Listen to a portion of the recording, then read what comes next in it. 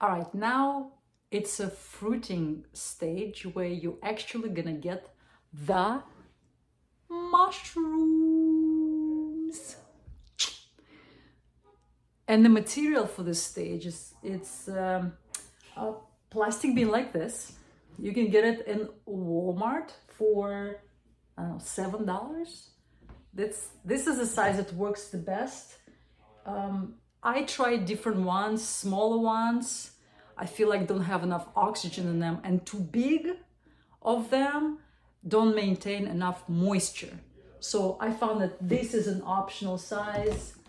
What size is this? I don't know. I mean, it's like this big. So get them with lid. Make sure it's clear lid, because mushrooms need air in direct sunlight for fruiting. So you want to make sure that the sunlight goes through. You don't need to invest in some expensive fruiting chambers with computerized everything and some ventilation and some, I don't know, special lights. No, sunlight free, free, comes through the window all the time. It's good. It works. Just like in nature. So we're mimicking nature basically. So another material that you need, so you need one, plastic bin. Second, wet towel. You get some old bath towels, use them. Use them for this. And several strips of aluminum foil, and I'll show you why. So, we're diving deep into this bin. You're gonna wet the towel and put it as a moisture trapper or container on the bottom of the bin. It's gonna be pretty moist, like I squeeze and moisture comes out of it. This will make sure that you have your close to 100% humidity inside of the bin. And how you can tell? Do you think you need measuring device to see that? No. When you have a foggy environment, when your bin is closed and it's foggy inside, that's pretty much close to 100% fog. That's all. Just eyeball it. It's okay. But you can buy the measuring device if you really wanted to see for yourself and be very precise, which is unnecessary, by the way.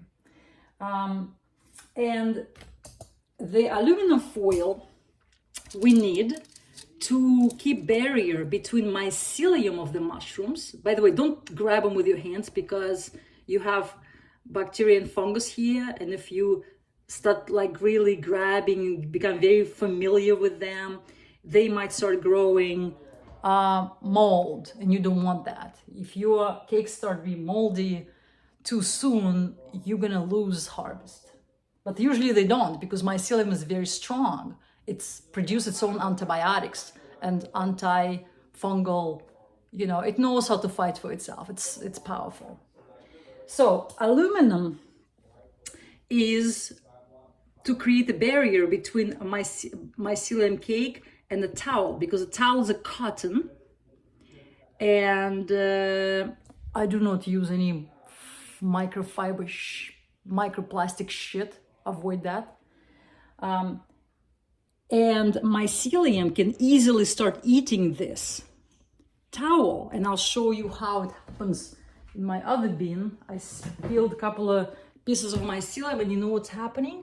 Right here, it starts eating into the towel. And when mycelium thinks there is more source of food, it will not fruit. It will think that mycelium keep growing and growing. Mycelium begin to fruit when it knows that there is no more source of food for it. And then it's time for procreate, to create the fruit bodies. Because a mushroom is a fruit body of the mycelium. Mycelium is actual organism. And from these gills, the spores, which are like seeds, but they're not seeds, they're spores, gonna fall down, fly, and they will mate and create more mycelium bodies. All right, so this is why we need aluminum, to make sure that mycelium is not touching the towel, so it knows that there is no more source of food, and now it needs to fruit like that. What else? Yeah, so okay, temperature. Temperature needs to be just like for humans. Room temperature. Where you comfortable, the mushrooms mycelium is comfortable as well. If it's too warm, there is more chance that mold will grow. But if it's too cold, when it's like below, let's say when it's like 65 Fahrenheit, I feel like mycelium is not fruiting that good because it's too cold. It's like, ooh, like this. Or it's too warm, it's too much bacteria, and it becomes too dry. So like somewhere around, my mycelium likes like around 75, 77, that, just like me, it's like that. Now, moisture.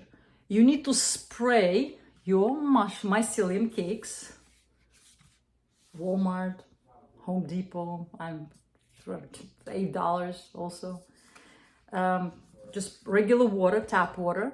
You need to spray it twice a day to make sure they're moist from top, the cakes. Because if they dry out, they will not fruit. And then you keep the lid closed. Okay, very important point. When your mycelium is still young and you just start fruiting it, you just put it in a bin for several days. Keep your lid closed to keep moisture high. And at that stage, your mushrooms, they don't need a lot of oxygen yet. When you see a little bumps and you see tiny little mushrooms start forming, this is when the mycelium needs more oxygen, more air. So definitely ventilate the place with fresh air. Sometimes if it's a moist night here in Florida, I even take them outside for at night and I open the lid a little bit like this. If not, keep your room very well ventilated, but also crack open the lid for nice gas exchange, because they're like us, they're breathing oxygen, they exhale CO2, there are more animals than there are plants. And so if they're suffocating, if it's too wet and they're suffocating, the mold will grow. But also when they suffocate, they're not going to fruit. They're going to be like, oh my God, we're dying in this bin, this plastic bin. So open it up. Another thing I do, which is maybe effective, maybe not, but I do it, I make tiny little holes with something sharp. I have like the poker, the old style poker, I don't know how you call it. I got it in some hardware store for like $2. It's like really old-fashioned mafia tool, and also for making shoes. You'll find it. But anyways, I use it to make holes everywhere, here and here, just to ensure a little bit more gas exchange. But in my experience, it's not enough. Those little holes is not enough. You need to open it up a little bit, and then they're happy. So basically, it's an art. Create a good balance, good moisture, where it's like a little foggy inside, but also good gas exchange, and nice temperature. And if you will master these three aspects, your fruiting always will be good. And the mycelium gonna love you and give you lots of mushrooms.